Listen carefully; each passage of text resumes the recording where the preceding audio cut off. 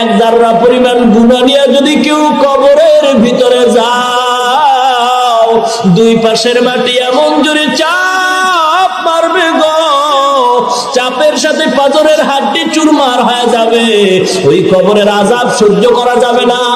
ও মুসলমান, উজানির কারি ইব্রাহিম রহমাতুল্লাহ আলাইহি, রশিদ আহমদ গাঙ্গুহি রহমাতুল্লাহ আলাইহি, সিলেটের শাহজালাল রহমাতুল্লাহ আলাইহির নামাজ আর আপনার আমার নামাজ সমান নাকি? বাইজিদ বুস্তামি রহমাতুল্লাহ আলাইহির নামাজ আর আপনার আমার নামাজ সমান নাকি? চরমনার মুফতি ইসহাক রহমাতুল্লাহ আলাইহির নামাজ আর আপনার আমার নামাজ সমান নাকি? দেখা যায় তারা গুনাহ করার কাছেও যাইতেন না, এরপরও মরণ পর্যন্ত চোখের পানি ফেলে কাঁদছেন আর বলছেন, আল্লাহ, অন্ধকার কবরে আমি একা একা কেমনে থাকবো?